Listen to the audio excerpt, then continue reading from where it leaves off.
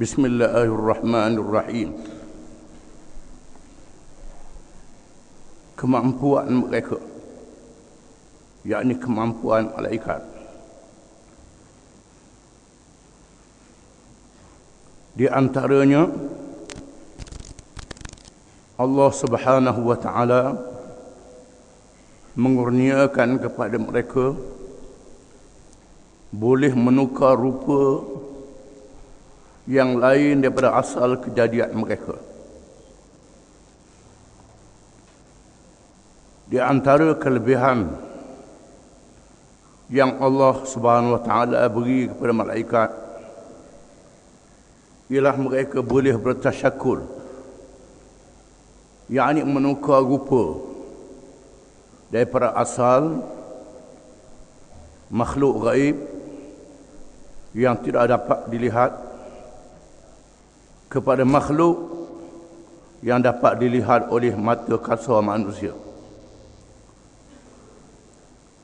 Dinamakan tasyakul. Di antaranya seperti yang dinyatakan di dalam Al-Quran, wadhkur fil kitabi Maryam idh intabadhat min ahliha makanan syarqiyya فاتخذت من دونهم حجابا فأرسلنا إليها روحنا فتمثل لها بشرا سويا قالت إني أعوذ بالرحمن منك إن كنت تقيا قال إنما أنا رسول ربك لأهب لك غلاما زكيا قالت أنى يكون لي غلام ولم يمسسني بشر ولم أك بغيا قال كذلك قال ربك هو علي هين ولنجعله آية للناس ورحمة منا وكان أمرا مقضيا. Surah Maryam ayat 16 hingga 21. Artinya, dan ceritakanlah kisah Maryam yang tersebut di dalam Al-Quran ketika ia menjauhkan diri dari keluarganya ke suatu tempat di sebelah timur. Maka ia mengadakan tabir yang melindunginya dari mereka. Lalu kami mengutuskan roh kami, yakni malaikat Jibril, kepadanya. Maka ia menjelma di hadapannya dalam bentuk manusia yang sempurna. Maryam berkata, sesungguhnya aku berlindung daripadamu kepada Tuhan yang Maha Pemurah. Janganlah kamu mengganggu aku jika kamu seorang yang bertakwa.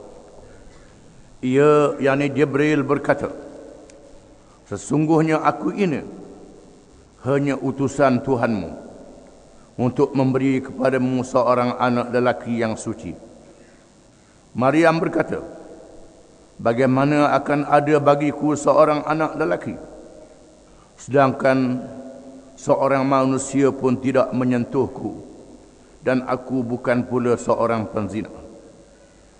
Jibril berkata, demikianlah Tuhanmu berfirman, hal itu adalah mudah bagiku, supaya kami jadikannya sebagai suatu tanda bagi manusia dan sebagai rahmat dari kami.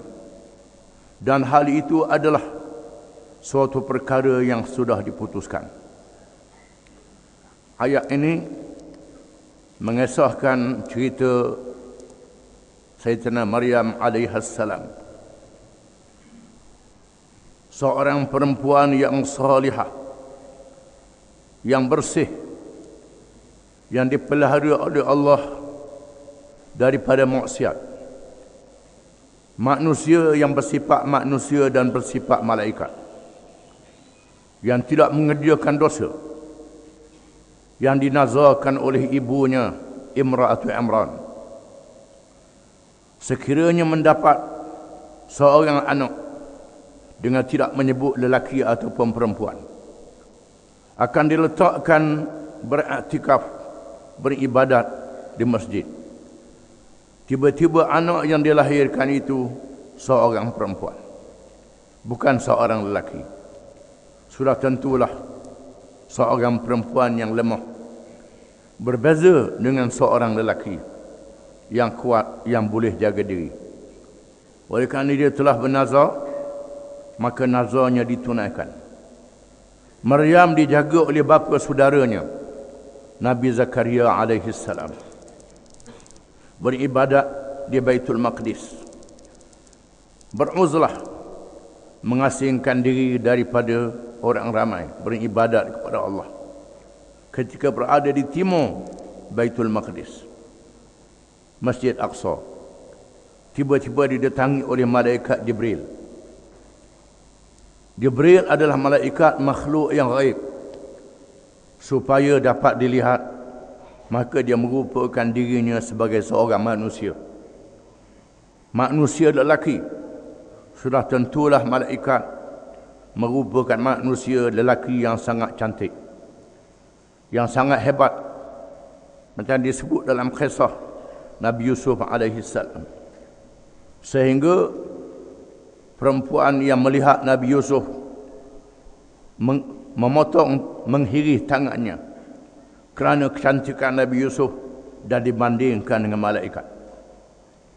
Sudah tentulah Jibril yang datang dengan rupa yang cantik, yang hebat. Walaupun dia rupanya seorang lelaki, malaikat tidak lelaki dan tidak perempuan. Malaikat tidak lelaki dan tidak perempuan. Malaikat tidak ada nafsu macam manusia. Itu kejadian malaikat. Walaupun dia berupa manusia, tidak ada nafsu. Macam malaikat yang menemui Nabi Ibrahim AS. Datang berupa manusia. Ibrahim menghidangkan makanan. Tak boleh ambil makanan itu. Tak diizin oleh Allah Ta'ala. Begitulah Jibril yang datang menemui Siti Maryam dengan rupa seorang lelaki yang kacak, yang hebat, yang lawa. Maryam pula seorang manusia, perempuan, manusia yang ada hawa nafsu. Tetapi Maryam seorang yang bertakwa kepada Allah, yang sangat taat kepada Allah, yang boleh mengawal nafsunya. Di sinilah kelebihan manusia daripada malaikat. Malaikat tidak ada jihad melawan hawa nafsu. Tabi'inya tidak ada hawa nafsu. Adapun manusia, termasuk nabi-nabi, lagi nabi, lagi kuat nafsunya. Lagi kuat nafsunya. Tapi nabi-nabi boleh melawan nafsunya, boleh menjaga nafsunya. Di sinilah nabi-nabi mengatasi pemimpin-pemimpin malaikat. Siti Maryam seorang manusia yang ada hawa nafsu, tiba-tiba didatangi oleh seorang lelaki yang kacak, yang hebat rupanya. Dan Maryam terus berlindung dengan Allah. Berlindung dengan Allah daripada kejahatan manusia itu. Menandakan sifat takwanya yang disebut di dalam hadis 7 jenis manusia yang diberi lindungan oleh Allah pada hari kiamat. Salah satu daripadanya ialah manusia lelaki yang didatangi oleh perempuan yang cantik, yang bangsawan, ajak mengerjakan maksiat. Lalu dia mengatakan, inni akhafullah, saya takut kepada Allah. Ini manusia yang dapat lindungan aras. Begitu juga orang perempuan yang dia ajak mengerjakan maksiat. Lalu dia kata, saya takutkan Allah. Siti Maryam menunjukkan contoh seorang yang bertakwa kepada Allah Ta'ala. Lalu Jibril memperkenalkan dirinya, mengatakan bahawa aku ialah utusan Allah, malaikat Jibril. yang diutuskan oleh Allah untuk mengurniakan kepadamu seorang anak lelaki. Terus Maryam berkata, bagaimana aku nak boleh anak lelaki? Aku bukan seorang penzina, tidak disentuh oleh lelaki. Jibril mengatakan itu urusan Allah.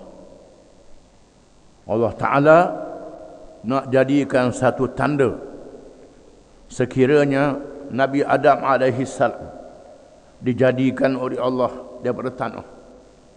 Tidak ada ayah dan tidak ada ibu, terus daripada tanah. Hawa pula dijadikan daripada tulang rusuk Nabi Adam dengan tidak ada ibunya. Ibunya tak ada.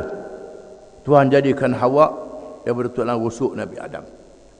Dan Allah jadikan Isa alaihissalam daripada ibunya Maryam dengan tidak ada bapa, dengan tidak ada persetubuhan. Siti Maryam tidak berzina, seorang yang suci bersih.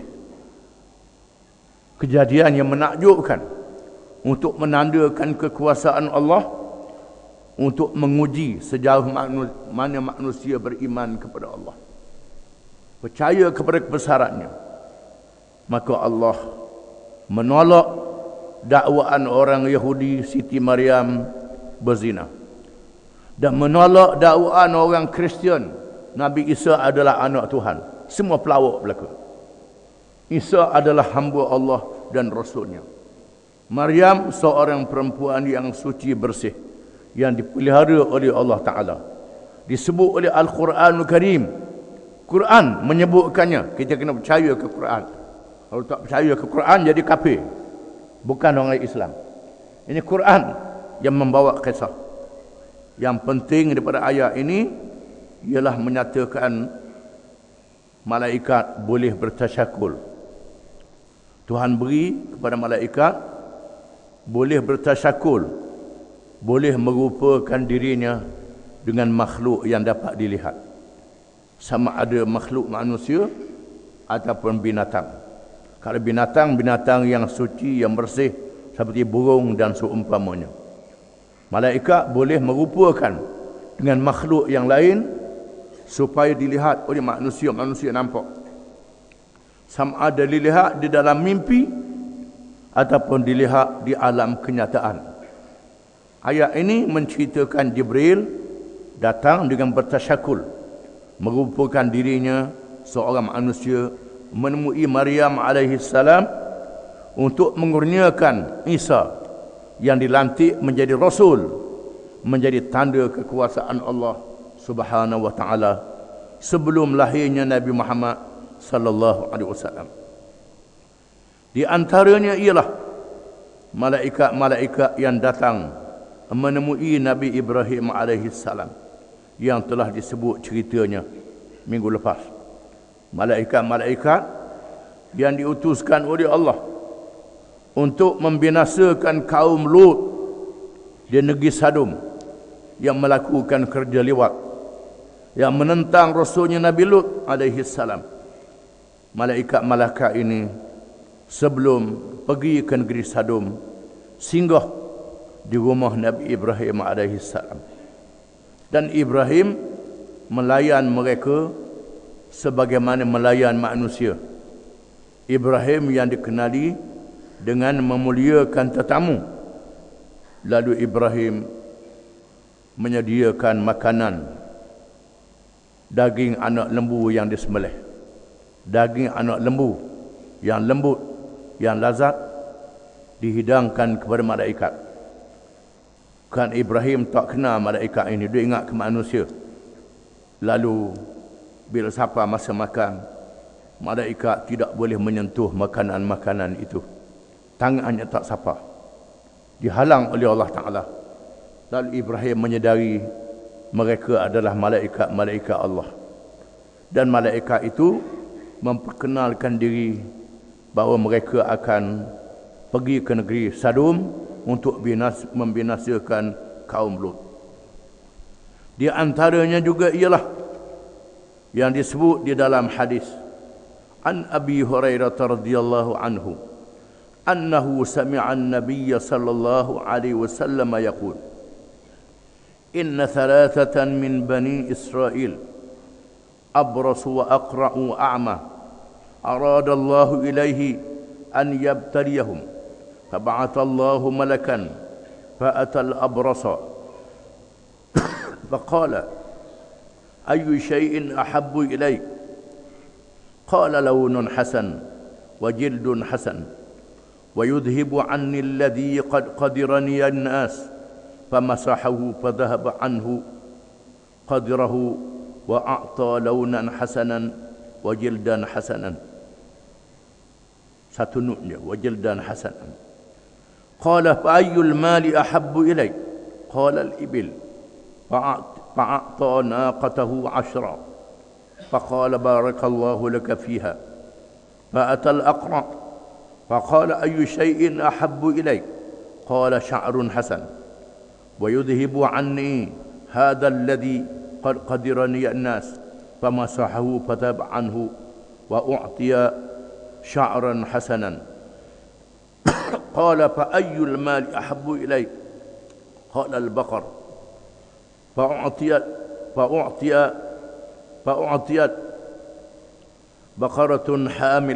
بقرة حاملة وقال بارك الله لك فيها. فأعطيت بقرة حاملة dan ada hamilatun. وقال بارك الله لك فيها. فأتى الأعمى فقال أي شيء أحب إليك؟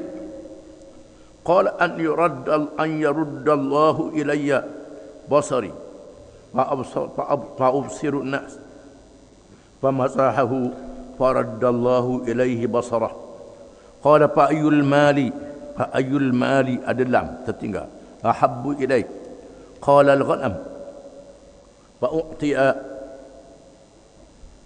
شاة والدا فأنتج وولد هذا، فكان لهذا واد من الإبل ولهذا واد من البقر ولهذا واد من الغنم. ثم إنه أتى الأبرص في صورته وهيئته، فقال رجل مسكين قد انقطعت بي الحبال في سفري، فلا بلاغ لي اليوم إلا بالله ثم بك، أسألك بالذي أعطاك اللون اللون الحسن والجلد الحسن والمال بعيرا أتبلغ به في سفري. فقال الحقوق كثيرة.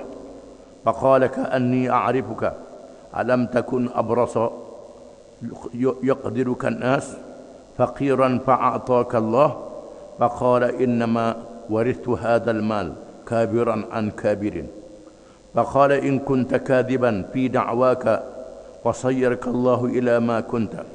وأتى الأقرع في صورته وهيئته، فقال له مثل ما قال لهذا، ورد عليه مثل ما رد هذا. فقال إن كنت كاذبا فصيرك الله إلى ما كنت.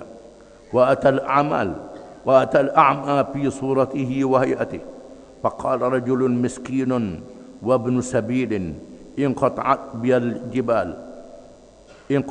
بي الحبال حال bukan jim في سفري، فلا بلاغ لي اليوم إلا بالله ثم بك، أسألك بالذي رد عليك بصرك شاة أتبلغ بها في سفري. فقال كنت أعمى فرد الله إلى بصري. فقال قد كنت أعمى فرد الله إلى بصري إلي بصري ada titik dua بصري. فخذ ما شئت ودع ما شئت فوالله لا أجهدك اليوم بشيء أخذته لله عز وجل. فقال أمسك مالك وإنما ابتليتم فقد رضي الله عنك وسخط على صاحبك. متفق عليه. Hadis riwayat Bukhari dan Muslim. Hadis ni hadis sahih, cerita benar. Artinya dari Abu Hurairah radhiyallahu anhu, sesungguhnya dia pernah mendengar Rasulullah sallallahu alaihi wasallam telah bersabda, sesungguhnya ada 3 orang di kalangan Bani Israel. Ada 3 orang di kalangan Bani Israel, iaitulah kaum Nabi Musa, keturunan Nabi Ishaq, Nabi Yaqub. Iaitu seorang yang sopok, seorang yang sakit bala, habis putih tubuh, seorang yang botok, dan seorang yang buta. Allah hendak menguji mereka, lalu diutuskan malaikat yang berupa manusia. Allah Ta'ala utus malaikat yang berupa manusia. Maka dia pun datang bertemu dengan yang sopok seraya berkata, apakah yang paling kamu sukai? Dia tanya kawan yang sakit sopok bala ni, pemuda yang munak. Jawabnya warna yang cantik dan kulit yang cantik. Dan hilang apa yang aku dijejek oleh orang. Lalu malaikat pun menyapunya. Maka hilanglah daripadanya apa yang dijejek. Hilang. Jadi kulit lawa selalu. Dan dikurniakan kepadanya warna yang cantik dan kulit yang cantik. Lalu malaikat itu bertanya, apakah harta yang paling awak suka? Munak harta apa? Jawabnya unta. Lalu diberi kepadanya unta yang bunting. Dan malaikat itu berkata, moga-moga Allah memberkatimu pada untamu ini. Selepas itu malaikat itu pun bertemu pula dengan yang botok. Temu hak botok pula. Saya berkata, apakah yang paling kamu sukai? Pemuda yang munak. Jawabnya, rambut yang cantik dan hilangnya apa-apa yang dikeji oleh orang kepadaku. Aku nak pali aku ni tumbuh rambut. Rambut lawa. Orang tak hina aku. Malu sangat kata botok ni bakat. Lalu malaikat pun menyapunya. Hilanglah botoknya dan dikurniakan kepadanya rambut yang cantik. Munak sangat. Malaikat sapu jadi rambut yang cantik. Pada apa dah botok? Senang, tak payah beli minyak rambut. Tak payah sikat apa. Malaikat itu bertanya pula, apakah harta yang paling kamu suka? Munak harta apa? Maka jawabnya lembu. Lembu dia kata. Rupanya ada dulu ada dah orang nak ke lembu ni. Lembu. Lalu dia beri kepadanya lembu yang bunting. Beri lembu yang bunting dah. Dan malaikat itu berkata, mudah-mudahan Allah memberkati untukmu pada lembu ini.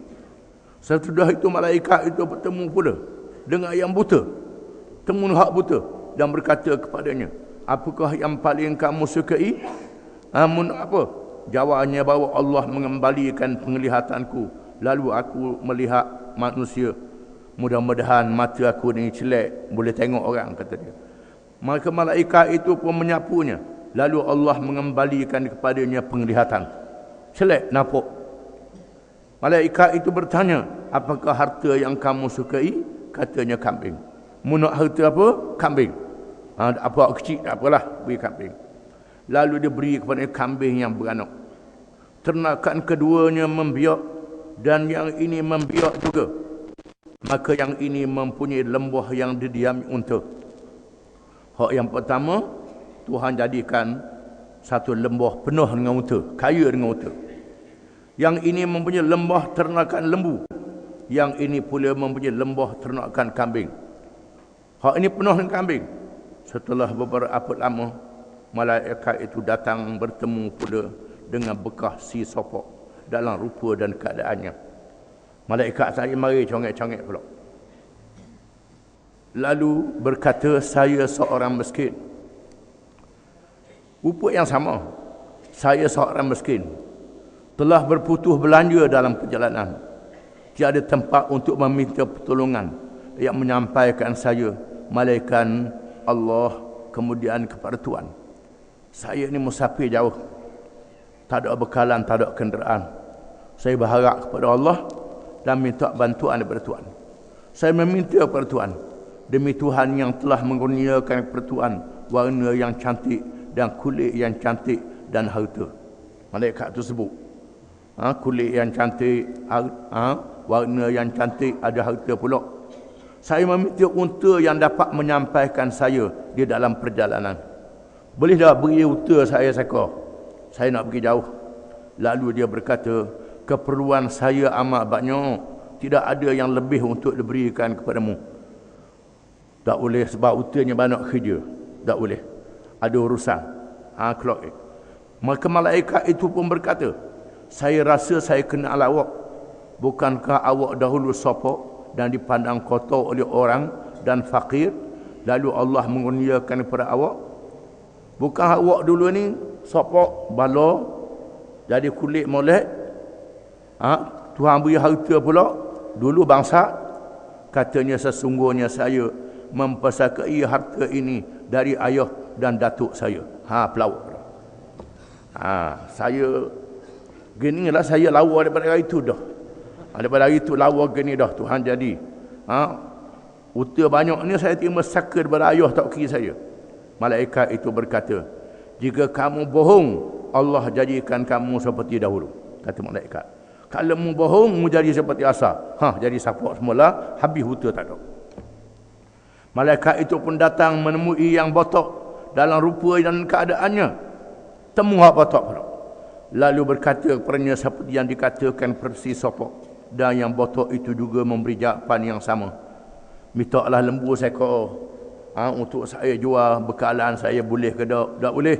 Tak boleh. Ada hal ni. Nak jamu nak apa dia jawab lah.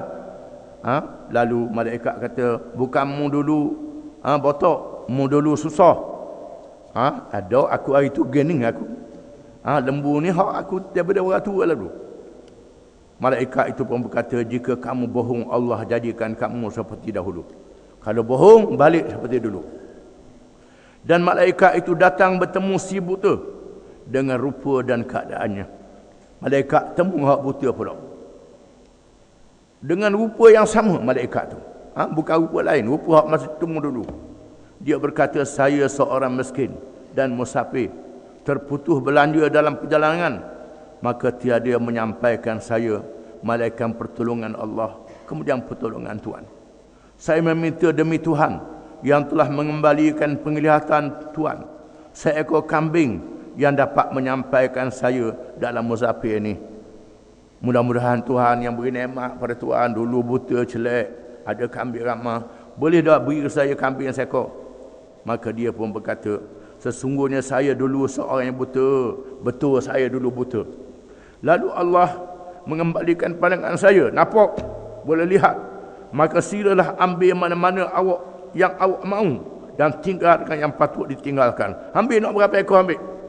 Sila ambil. Nak tinggal. Maka demi Allah, saya tidak memberatkan awak dengan apa yang awak ambil kerana Allah Azza wa Jalla. Terpulang pada ikhlas awak lah, keperluan awak. Serah pada Allah Ta'ala. Ambil nak banyak mana? Malaikat itu berkata, peganglah hartamu. Maka sesungguhnya kamu telah diuji oleh Allah. Maka sesungguhnya Allah meridaimu dan memerkai kedua orang sahabatmu. Allah Ta'ala buat ni, Allah Ta'ala nak ujimu.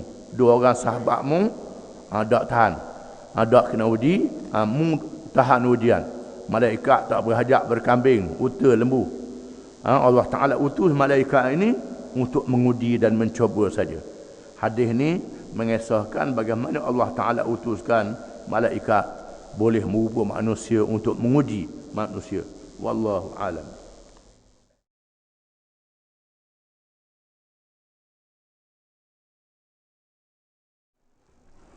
Bismillahirrahmanirrahim.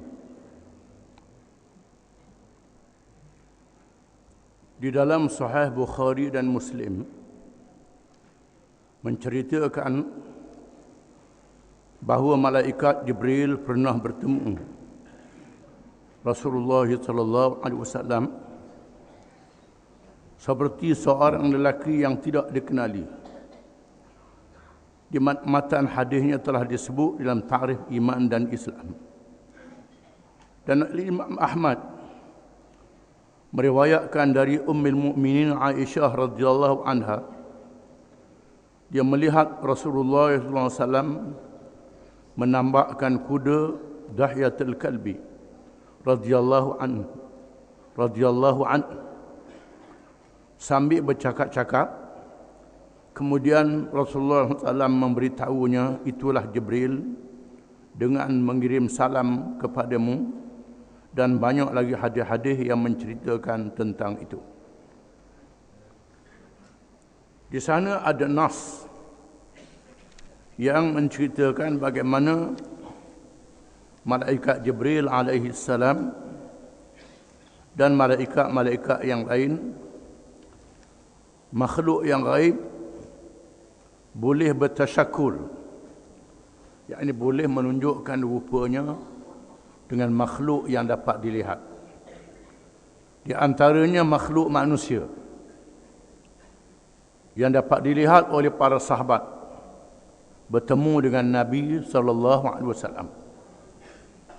Di antaranya hadis yang disebut oleh Imam Nawawi dalam kitab Arba'in. Hadis yang kedua, hadis riwayat Muslim. Bukan riwayat Muslim. Hadis yang berbunyi, An Amirul Mu'minin Umar bin Al-Khattab radhiyallahu anhu.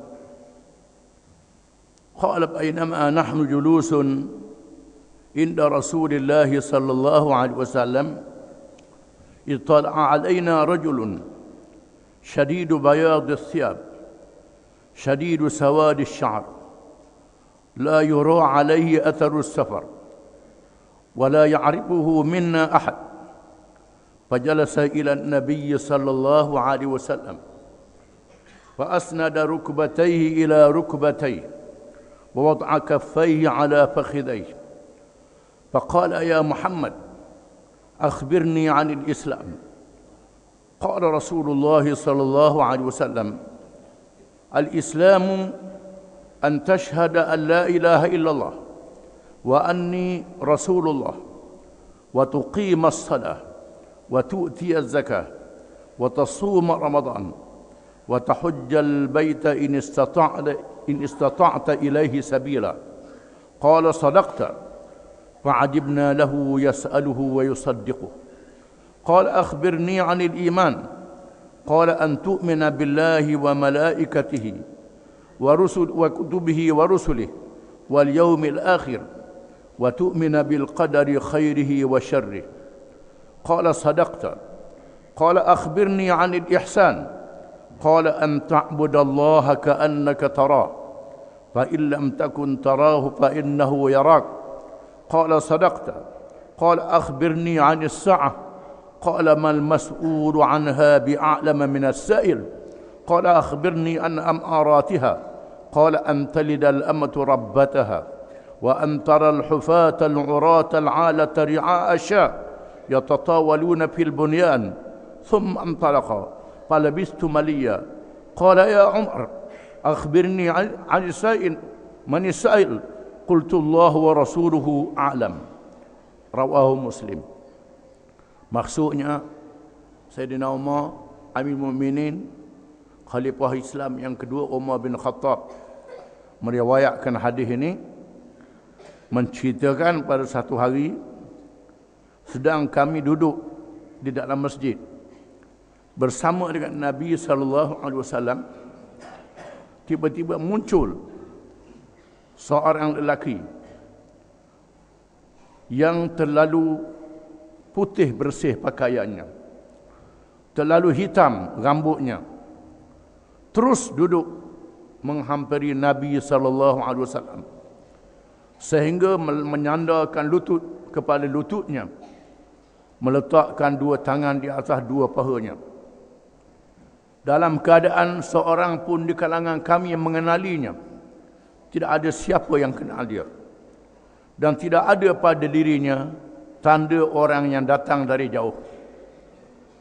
Tanda berdebu, rambut kusut, pakaian berdebu, tidak ada. Muncul begitu. Lalu dia berkata, wahai Muhammad, menyebut nama Nabi, wahai Muhammad, khabarkan kepada aku apa dia Islam. Maka sabda Rasulullah sallallahu alaihi wasallam, Islam itu ialah kamu mengaku, sebut dengan hati dan percaya dengan lidah bahawa tidak ada Tuhan yang sebenar melainkan Allah, dan aku yakni Muhammad Rasulullah. Engkau mendirikan sembahyang engkau menunaikan zakat, engkau berpuasa Ramadan, engkau mengerjakan haji ke Baitillahil Haram sekiranya engkau mampu. Lalu dia berkata, betul, benar, jawapan itu benar. Sayyidina Umar berkata, kami heran. Dia bertanya, kemudian dia membenar dan membetulkan apa yang dijawab. Dia bertanya seolah-olah dia tidak tahu. Bila Nabi jawab, kata betul, seolah-olah dia sudah tahu. Kalau sudah tahu, mengapa bertanya? Kami heran. Lalu dia bertanya lagi, apa dia iman? Lalu sabda Nabi SAW, iman itu ialah engkau beriman percaya kepada Allah, kepada kitabnya, kepada rasulnya, kepada hari akhirat, percaya kepada qadar takdir daripada Allah. Lelaki itu berkata, benar, betul. Dia bertanya lagi, apa dia ihsan? Jawab Rasulullah SAW, bahawa engkau menyembah Allah seolah-olah engkau melihat ataupun dia melihat akan engkau. Dia kata betul. Dia bertanya lagi, khabarkan kepada aku bila kiamat, bila berlakunya kiamat. Lalu Rasulullah SAW menjawab, bukanlah orang yang ditanya lebih tahu daripada orang yang bertanya. Dengan mana sama-sama tak tahu. Tak kalah orang yang bertanya lebih tahu. Orang yang ditanya, aku lebih tahu pada kamu, sepatutnya kamu lebih tahu. Kerana kamu lebih lama pada aku, lebih hampir dengan Allah dulu pada aku lagi. Tak kalah orang yang ditanya lebih tahu daripada orang yang bertanya. Lalu dia berkata, khabarkan kepada aku apakah tanda-tandanya. Jawab Nabi SAW, ialah engkau melihat hamba-hamba perempuan melahirkan anaknya. Engkau melihat gembala-gembala kambing yang dahulunya berkaki ayam, yang memakai pakaian yang tidak cukup, yang bangsat miskin Papua Kedana, tiba-tiba mendirikan bangunan-bangunan yang tinggi, buat bangunan yang tinggi, lalu dia berundur dan menghilangkan diri, gaib. Kami terdiam. Lalu Rasulullah bersabda, wahai Umar, adakah engkau tahu siapa yang bertanya? Sayyidina Umar kata, aku menjawab, Allah dan Rasulnya yang tahu. Allah dan Rasulnya yang lebih tahu, kata Sayyidina Umar. Sabda Rasulullah SAW, itulah dia. Malaikat Jibril datang kepada kamu untuk mengajar kamu berkenaan dengan agama kamu. Hadis riwayat Muslim. Hadis ini hadis yang sangat penting. Syekh Imam Nawawi menyebut di dalam kitab Arba'in nombor 2 hadisnya daripada 40 hadis. Menunjukkan perkara yang sangat penting, menerangkan apa dia agama Islam. Betapa pentingnya sehingga malaikat Jibril datang menemui Nabi SAW dengan rupa yang dapat dilihat oleh orang ramai, sahabat-sahabat radhiyallahu anhum. Menunjukkan adab, datang dengan pakaian yang bersih, rambut yang tersusun rapi yang disikat, bersih rambutnya, bukan berserabut, memakai pakaian yang bersih, dan menunjukkan cara menuntut ilmu, adab menuntut ilmu, iaitulah beradab, berhadapan dengan Nabi SAW, dan mengemukakan soalan-soalan dalam perkara yang dia sudah tahu, tetapi supaya diketahui oleh sahabat radhiyallahu anhum dan orang-orang Islam yang kemudian. Menunjukkan bahawa agama Islam itu mengandungi 3 perkara. Yang pertama Islam, yang kedua iman, yang ketiga ihsan. Inilah dia ajaran agama Islam yang mesti kita kena faham. Islam itu ialah amalan-amalan yang zahir. Bercakap dengan lidah, mengaku menjadi orang Islam. Mengerjakan ibadat. Sembahyang, zakat, puasa dan haji.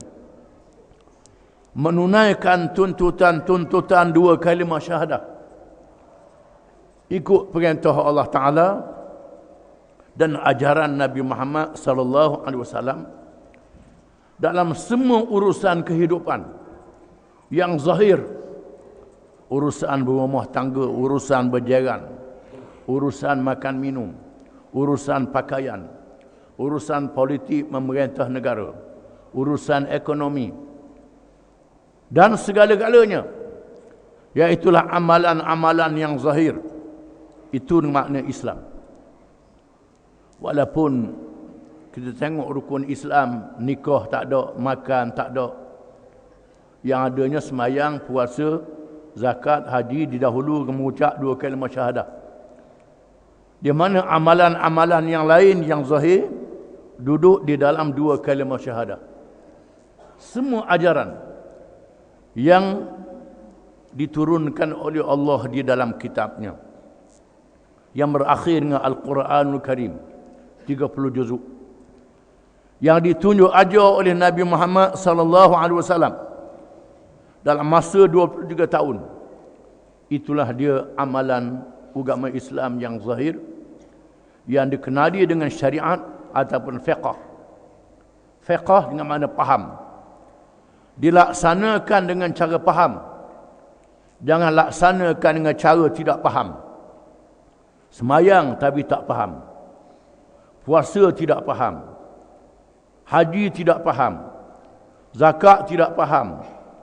Berjihad tidak faham. Berdakwah tidak faham.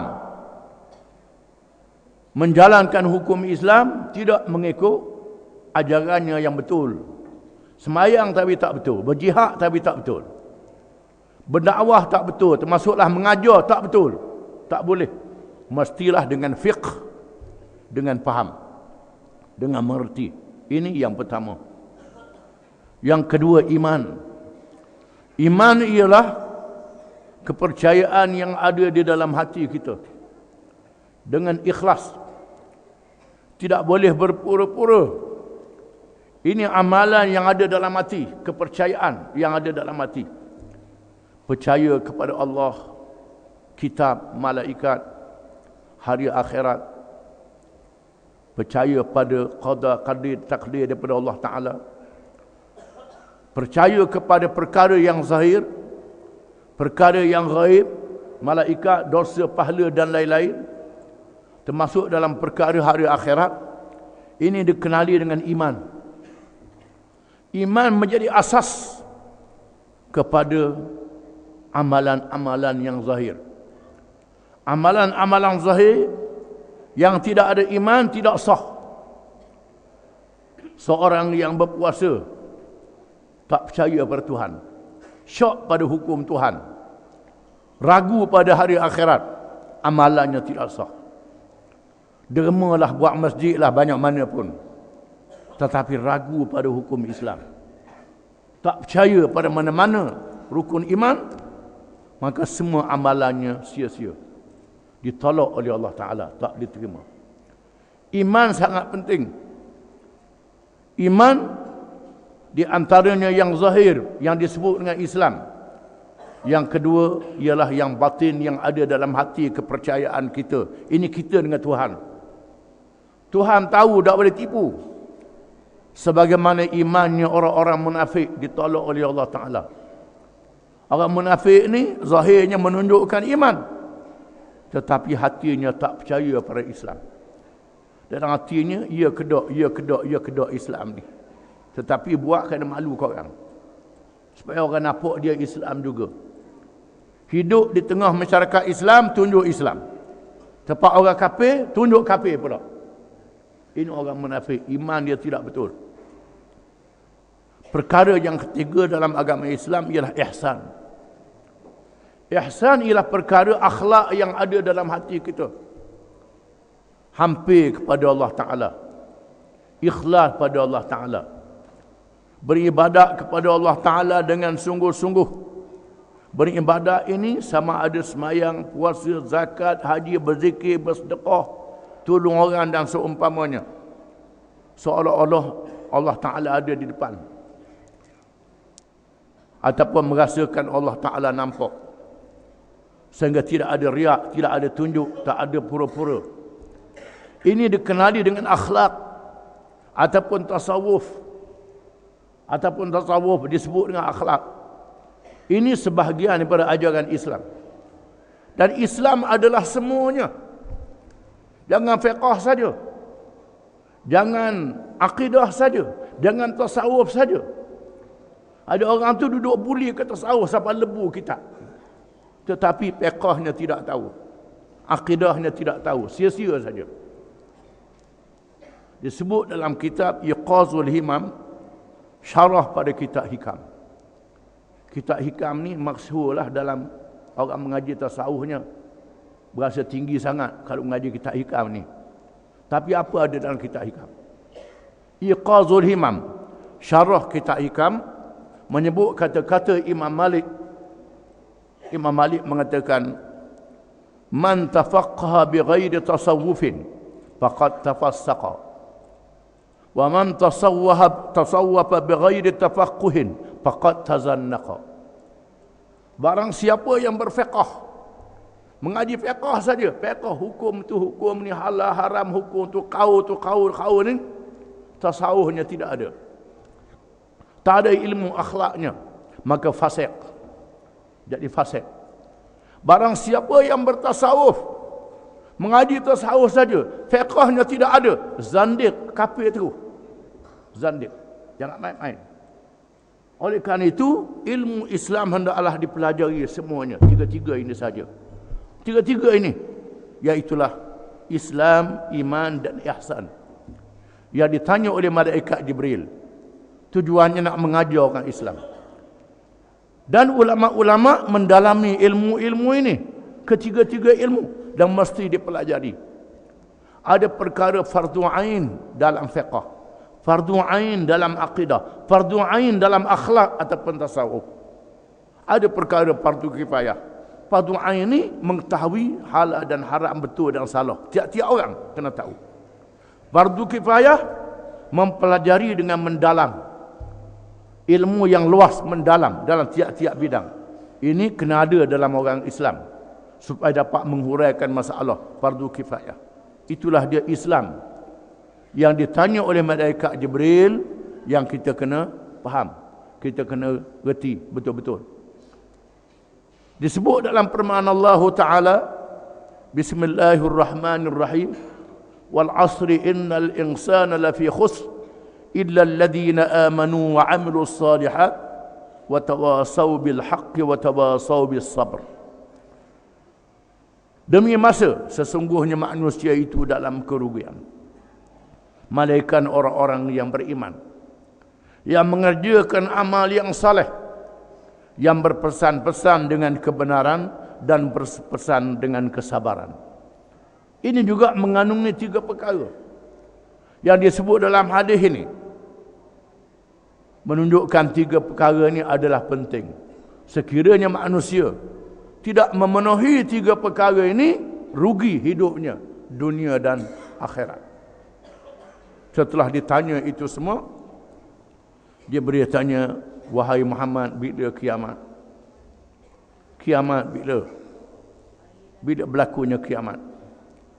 Nabi kata, bukanlah orang yang ditanya lebih tahu daripada orang yang bertanya. Kita sama-sama tak tahu. Sepatutnya kamu lebih tahu pada aku, itu maksudnya. Lalu Jibril bertanya, kerana kiamat ini adalah urusan Allah Ta'ala. Tidak ada siapa yang tahu. Kalau ada orang, dia kata dia tahu kiamat, tahu begang-begang, itu bohong. Pelawak. Macam mana nak tahu kiamat, dia mati bila pun tak tahu. Bila ajar dia tak tahu. Sedekah jariah, kebajikan untuk keluarga. Hufat, engkau akan melihat ada minyak banyak, maka buat duit banyak. Tak arah nak belanja duit ini. Padahal ramai orang-orang Islam yang lapar, yang mati tak cukup makanan di Afrika, di Syria, di Bangladesh, di Asia Tengah. Banyak orang miskin, derma juga, tapi tak padan. Tak padan dengan derma, walaupun derma di sini 10 juta, tapi beli kelab judi bola sepak 10 bilion. Ini dia. Ini dia. Mengadakan bangunan-bangunan yang tinggi. Sehingga ada yang beli kelab Belaga Lembu, buat balik ke negeri Arab. Kerana duit banyak sangat. Kerana berniaga judi ni boleh dapat duit banyak lagi pada derma pada orang. Derma pada orang tak nampak hasilnya, pahala tak nampak. Ini sudah berlaku pada hari ini. Dan Allah Ta'ala sudah menunjukkan kepada kita tanda-tanda kebinasaan dan kemusnahan. Berlakunya peperangan yang membunuh orang yang ramai, berlawan sama sendiri, berlaga sama sendiri, di atas nama puak, atas nama Arab, atas nama Kurdis, atas nama Turkuman. Lepas tu berlaga pula atas nama mazhab Sunni, Syiah, berperang, berlawan. Padahal dulu sudah 1000 tahun semua ada perkara ini. Pasal apa tidak berlaku peperangan? Hari ini baru berlaku peperangan. Sebab apa? Bodoh. Kenapa bodoh? Pitih banyak. Pitih banyak, lupa pada mengaji, lupa pada belajar, lupa pada Islam. Yang jadi masalahnya, orang-orang alim pun ikut jadi bodoh juga. Tak berani nak bercakap, tak berani nak bersuara, nak menegur. Maka umat menjadi rosak, menjadi musnah. Ini tanda-tanda akhir zaman yang disebut oleh Nabi SAW. Walaupun ceritanya malaikat Jibril, kebanyakan kitanya duduk nampak malaikat Jibril sekadar tu saja datang pelik bertemu dengan Nabi pakai yang putih. Kita tak baca bagaimana hadis ini mengenai diri kita sendiri, mengenai umat kita sendiri. Perkara yang sangat besar, yang sangat penting. Manusia sudah tamak, sudah loba.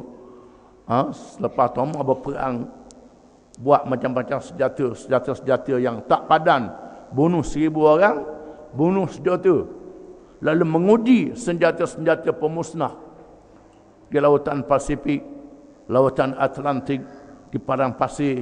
Diuji senjata-senjata nuklear untuk membina kekuatan, mempertahankan harta ini pula. Ujian-ujian senjata yang meledak, letupannya boleh meretakkan bumi. Maka berlakulah peralihan cuaca dunia.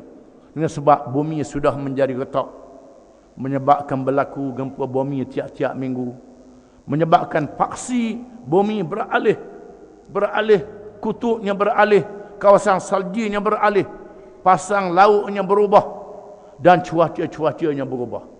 Ini dengan sebab perangai manusia yang disebut oleh Allah, zahara al-fasadu fil barri wal bahri bima kasabat aydin nas liyudhiqahum ba'da alladhi amilu la'allahum yarji'un. Telah zahir keburukan di darat, di laut, dengan sebab kerja-kerja yang dibuat oleh tangan-tangan manusia sendiri, supaya dirasakan kepada mereka sebahagian perbuatan mereka. Mudah-mudahan mereka sedar dan insaf. Dalam bahagian yang pertama, dalam Sahih Bukhari dan Muslim. Potong Bukhari itu dalam Sahih Muslim, hadis riwayat Muslim. Yang kedua ialah hadis Aisyah radhiyallahu anha ummul mukminin, yang melihat Dahyatul Kalbi bercakap-cakap dengan Nabi sallallahu alaihi wasallam. Dahyah iaitulah seorang sahabat yang rupa dia lawa, yang rupa dia kacau, sedang berbual dengan Nabi. Nabi dia ingatkan Dahyah, rupa-rupanya Jibril. Nabi datang, wahai Aisyah, Jibril kirim salam kepadamu. Rupanya itu bukan Dahyah, itu adalah malaikat Jibril. Dia datang bertasyakul dengan rupa orang, supaya dilihat oleh orang ramai. Jadi hadis-hadis ini menunjukkan bagaimana malaikat-malaikat datang dengan rupa makhluk yang dapat kita lihat dengan tujuan untuk mengajar kita. Dan hari ini pun kadang-kadang dia berupa juga seperti yang berlaku di Afghanistan, berperang dengan Soviet. Dulu di mana mujahidin melihat burung-burung yang terbang di udara, burung yang putih terbang di udara. Dan bila melihat, tak lama lagi kapal terbang Soviet akan datang menyerang. Itu tandanya.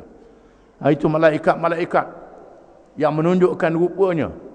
Berlaku di Gaza, berlaku di selatan Lebanon. Ketika Gaza, iaitulah kumpulan Muqawamah, Hamas dan Tanzim Jihad berperang dengan Israel di Gaza. Mereka melihat wajah manusia terletak di atas langit yang merenung ke arah bumi. Itu adalah malaikat-malaikat yang membantu mereka. Di Lebanon, begitu juga kumpulan Hizbullah berperang dengan Israel. Beberapa bulan yang lalu Israel boleh kalah. Mereka melihat wajah-wajah malaikat datang membantu mereka. Ini apabila orang Islam sudah terdesak.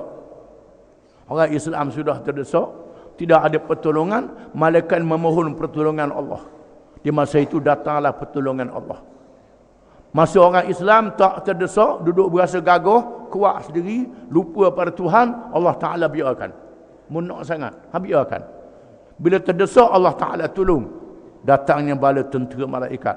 Sebagaimana ditunjukkan dalam perang Badar dan peperangan yang lain di zaman awal Islam. Wallahu a'lam.